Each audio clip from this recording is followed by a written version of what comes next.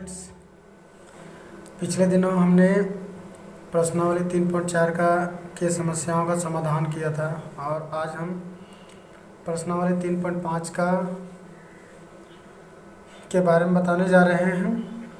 पहला जो सवाल है हमारा, निम्नलिखित समीकरणों के युग्म में से किसका एक अद्वितीय हल है, किसका कोई हल नहीं है या किसके अपरिमित रूप से अनेक हल हैं।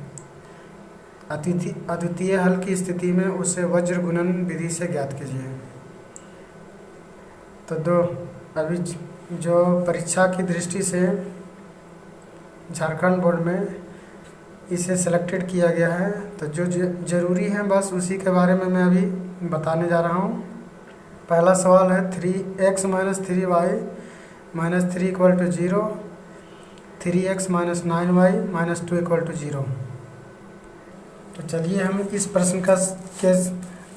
इस प्रश्न का समाधान करते हैं। इसमें हमको अद्वितीय हल निकालना है, या तो समीकरण का हल एक हल होंगे या अपरिमित रूप से अनेक हल होंगे या कोई हल नहीं होगा, ये निकालना है। तो इसके लिए हमको सबसे पहले a1, a2, b1, b2, c1, c2 ये निकालना पड़ेगा। तो a1 का मान हमको 1 दिया हुआ है, a2 मेरा 3 है,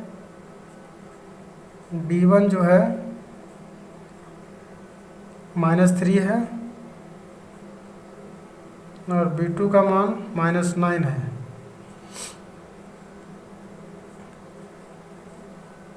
c1 का मान -3 दिया हुआ है और c2 का मान -2 दिया हुआ है। तो a1/a2,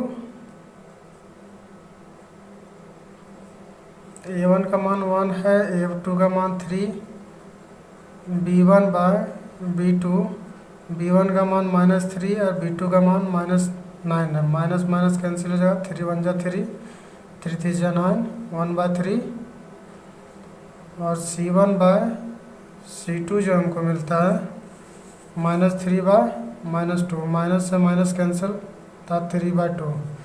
इसका मान जो है 1/3 आया, इसका 1/3 और इसका 3/2, मतलब a1 a2 और b1 b2 बराबर है। तो a1/a2 = b1/b2 c1 c2 के बराबर नहीं है।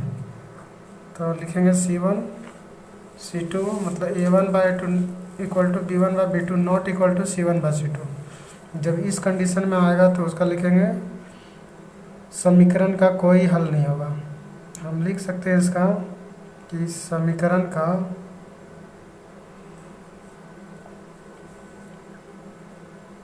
कोई हल नहीं है।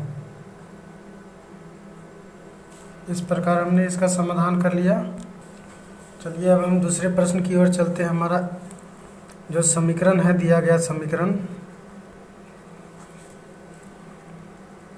पहले इसको लिखेंगे। दिया गया समीकरण युग्म जो है उसको लिख लेते हैं हम।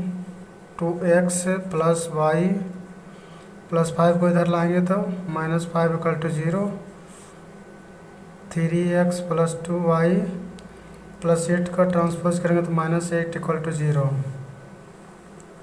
a1 a2, a1 का मान 2 हुआ, a2 का मान 3, b1 का मान 1 और b2 का मान 2,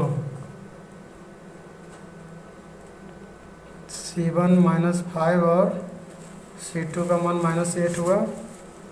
तो a1/a2 2/3, b1/b2 1/2 है और c1/c2 -5/-8, माइनस माइनस कैंसिल 5/8। तो हम देखते हैं कि ये 2/3 है, 1/2 है, ये 5/8 है, सब अलग अलग हैं। तो a1/a2 not equal to b1/b2 not equal to c1/c2। जब कोई आपस में नहीं मिलता है तो उसको हम लिखते हैं अद्वितीय हल होगा। अद्वितीय हल है या तो इसको कह सकते हैं केवल एक हल होगा। अद्वितीय हल होने की स्थिति में उसको वज्र गुणन विधि से हमको इसका समाधान करना है। तो हम लिखी पर हम आते हैं। तो वज्र गुणन विधि जो है x by B C minus B C, C A minus C A, और इसका हो जाएगा A B minus A B. तो इसका हो जाता है 12, 12 का अपोजिट 21, इसका भी 12, इसका 21, 12 और इसका मान 21 हो जाएगा। तो हमको a1 का मान इतना प्राप्त हुआ था 2, a2 3, b1 का 1, b2 2 और c1 -5, c2 -8 प्राप्त हुआ। इसी मान को हम पुट कर लेते हैं। तो x बाय b1 का मान हमको है 1, और c2 जो है मेरा -8 है, माइनस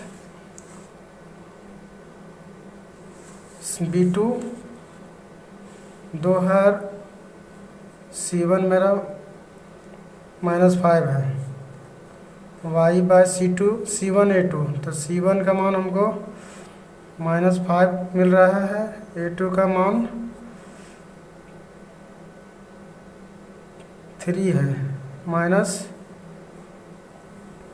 है c2 a1। तो c2 का मान हमको -8, a1 का मान है 2, 1 बाय a1 b2। तो a1 का मान 2 और b2 का मान भी 2 है, माइनस a2 का मान हमको 3 प्राप्त हुआ है, और b1 का मान 1 दिया हुआ है। प्लस माइनस माइनस, 8 एकम 8, माइनस माइनस प्लस, 5 दूना 10। इसको लिखेंगे हम -5 या 15, 8 माइनस माइनस प्लस, 8 दूना 16, तो 2 दूना 4, -3। तो x का मान हमको 10 में 60 जगह 2, 16 में 15 जगह तो 1, और 4 में से 3 जगह तो 1। एक बार हम x बराबर अंतिम वाला लिखेंगे। तो x बराबर 1/1। तो इसका जो है बाय क्रॉस मल्टीप्लिकेशन करेंगे, x को 1 से तो x प्राप्त होता है, 2 को 1 से गुना करें तो 2 हुआ। अब इसी प्रकार हम y का निकालते हैं। तो y का जब निकालेंगे तो x हम नहीं लिखेंगे, तो y बाय 1 = 1/1। इसका क्रॉस मल्टीप्लिकेशन करेंगे तो y को 1 से गुना करें तो y, 1 को 1 से गुना किए 1। इस प्रकार हमको x का मान 2 प्राप्त हुआ और y का मान 1 प्राप्त हुआ। इसका हमने वज्र गुणन विधि से हल प्राप्त कर लिया है। तो तीसरा जो प्रश्न हमारा है 3x - 5y = 20, 6x - 10y = 40। इसका भी a1 a2, a1 का मान 3, a2 का मान 6, b1 तो -5, b2 का मान -10, c1 का मान इधर ले जाएंगे तो -20, और c2 का मान +40 इधर ले जाएंगे तो -40। अब देखते हैं हम इसको कौन सी, a1/a2 3/6, 3 × 1 = 3, 3 × 2 = 6, 1/2 आया। b1/b2 -5/10, माइनस और माइनस कैंसिल, 5 कम 5, 5 में 10, 1/2 आया। c1/c2 तो -20/-40, माइनस माइनस कैंसिल, 0 से 0 कैंसिल, 2 कम 2, 2 दूना 4, तो 1/2। इस प्रकार हम देखते कि 1/2, 1/2, 1/2 जो तीनों जो बराबर हैं, तो a1/a2 = b1/b2 = c1/c2। जब सब बराबर हो जाएंगे तो हम लिख सकते हैं कि अपरिमित रूप से अनेक हल हैं। तो इसमें केवल अद्वितीय हल होने की स्थिति में ही मान निकालना है, इसलिए इसका भी समाधान हो गया। अंतिम प्रश्न जो हमारा है x माइनस 3y माइनस 7 बराबर 0, 3x माइनस 3y माइनस 15 बराबर 0। इसमें भी a1 a2 b1 b2 और c1 c2 का मान लिख लेते हैं हम पहले।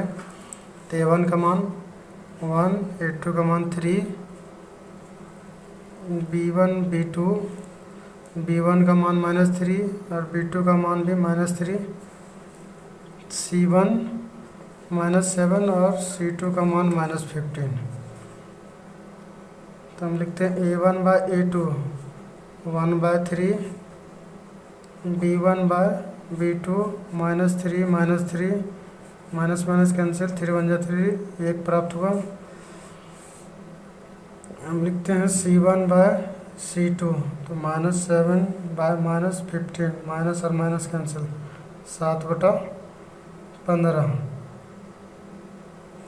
तो 1/3 1 और 7/15 आ रहा है, मतलब कोई भी बराबर नहीं है। तो हम लिख सकते हैं a1 by a2 not equal to b1 by b2 not equal to c1 by c2।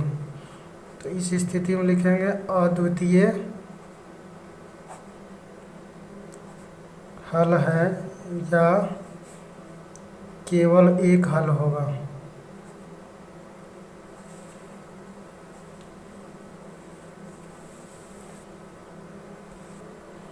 अब इसका जो हल हुआ अद्वितीय हल आया, इसलिए इसको हम वज्र गुणन विधि से इसका हल निकालेंगे। तो वज्र गुणन विधि ये सूत्र हो गया हमारा। इसका मान पुट कर लेते हैं हम।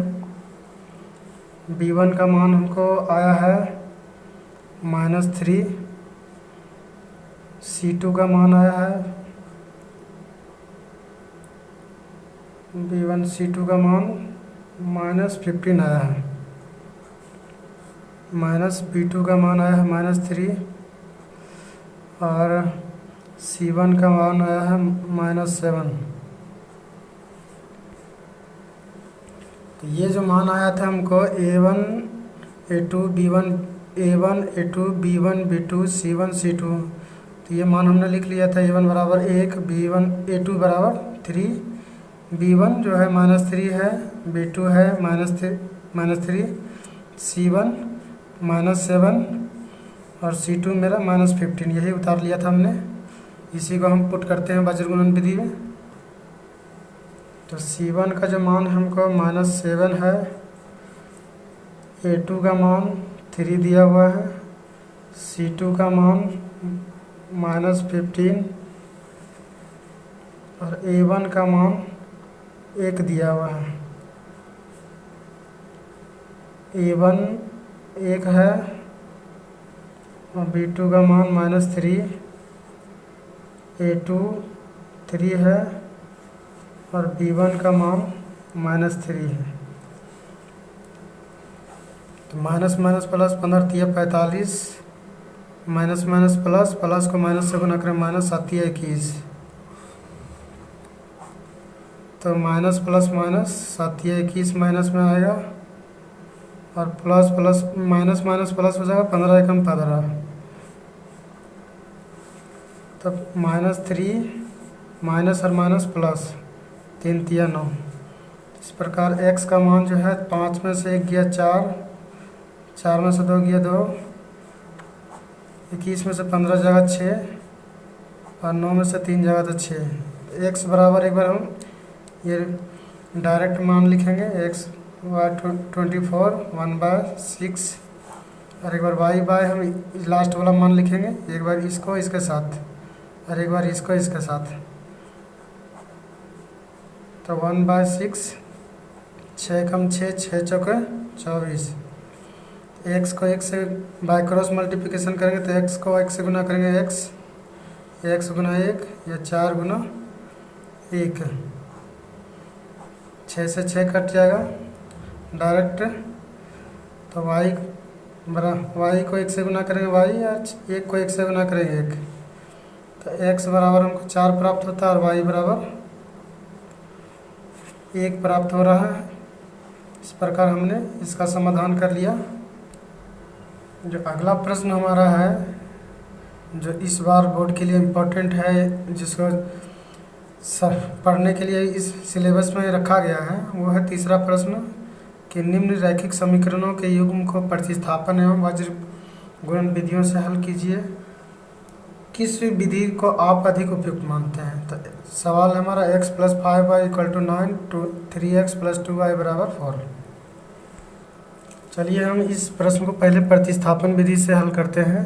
तो इसको हम समीकरण 1 मान लेते हैं। ये हमारा समीकरण 2 हो गया। तो अब हम लिखेंगे समीकरण 1 से। तो पहला समीकरण हमारा 8x + 5y = 9। अब ट्रांसपोज करेंगे हम। तो ट्रांसपोज करेंगे हम जैसे इसको, तो 8x यहीं रखते हैं, ये +5y को इधर लेंगे -5y। तो x बराबर हमको 9 - 5y, ये प्लस इंटू में है तो ये डिवाइड में आ जाएगा। अब लिखते हैं x का मान समीकरण 2 में रखने पर, तो समीकरण 2 हमारा 3x + 2y/4। तो 3x का मान हो गया हमारा 9 - 5y/8 + 2y बराबर 4 है। तो 3 × 9 = 27 -5 × 15y/8 है + 2y, इसके नीचे कुछ नहीं तो 1 बराबर 4। अब दोनों का हम एलसीएम लेते हैं। तो 8 और 1 का एलसीएम लेते हैं तो इसको तिरछा गुना करते हैं। इसको 1 से गुना करते हैं तो यही आएगा 27 - 15y, 8 दूना 16y बराबर 4। तो 16y में से 15y चला जाएगा तो +y/8 बराबर 4। अब इसका तिरछा गुना जैसे करते हैं हम, तो 27 +y बराबर 8 × 32 आता है, y यहीं रहेगा। तो +27 को इधर ले जाएंगे, ट्रांसपोज करेंगे तो -27, तो 32 में से 7 जाएगा तो 5। अब लिखते हैं हम समीकरण 1 से। इस समीकरण 1 में हम डायरेक्ट x का मान निकाला था, x बराबर 9 - 5y/8। तो 9 - 5y का मान 5 आया है /8। तो 5 × 5 = 25 बटा 8, 15 में से 9 गया 6 -16। तो 8 से 16 भाग देते हैं तो आता है 2 बार, कट जाता है। तो x का मान हमको -2 प्राप्त हुआ और y का मान 5। ये प्रतिस्थापन विधि से हमने इसका हल ज्ञात कर लिया। तो हमारा जो हमने इसका मान निकाल लिया था, तो इसका हल जो हम लोग वज्र गुणन विधि से निकालेंगे। तो इसका सबसे पहले हम मान निकलेंगे। a1 हमारा 8 है, a2 का मान 3 दिया हुआ है, b1 का मान 5 है, b2 का मान 2 है, c1 का मान +9 इधर ले जाएंगे तो -9, और c2 का मान +4 में इधर ले जाएंगे तो -4। अब लिखेंगे वज्र गुणन विधि से।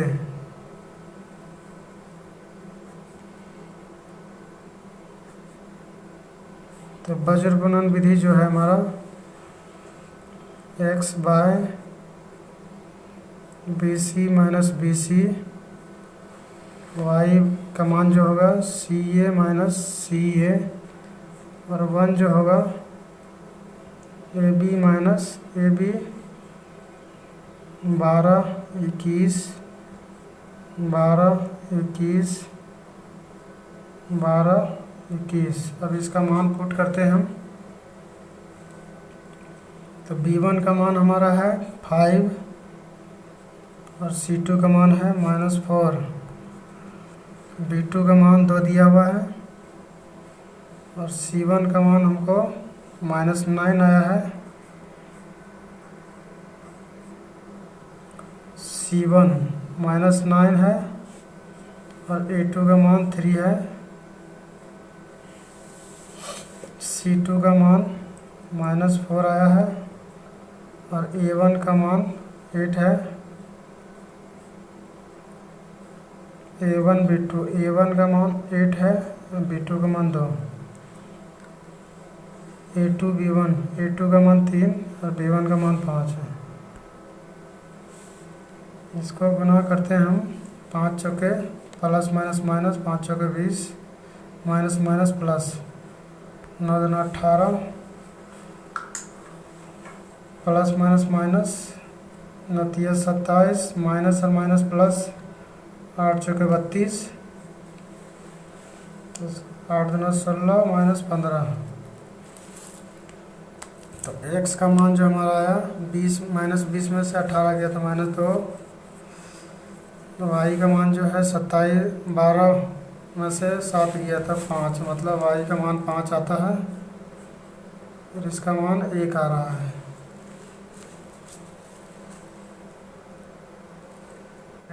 कि x/-2 लिखेंगे, इसका मान हम इसके साथ लिखते हैं और इसका मान फिर इसके साथ लिखते हैं। तो x को 1 से गुना करते थे x, -2 को 1 से गुना किया -2, y को 1 से गुना किया y, 5 एकम 5। तो इस प्रकार हमको x का मान -2 प्राप्त हुआ और y का मान 5 प्राप्त हुआ। ये जो प्रश्न था हमने इसका समाधान कर लिया है। तो इस प्रकार हमने x का और y का मान प्राप्त कर लिया। इसमें बताना था कि कौन सी विधि उपयुक्त है। क्योंकि ये सूत्र विधि है तो सूत्र अगर याद हो तो उपयुक्त विधि तो वज्र गुणन ही है। अगर सूत्र याद ना हो तो हम सबसे बेहतर मानते हैं कि प्रतिस्थापन विधि ही उपयुक्त है। प्रतिस्थापन विधि, सूत्र याद न रहने की स्थिति में प्रतिस्थापन विधि ही उपयुक्त है। इस प्रकार हमने इसका भी समाधान कर लिया।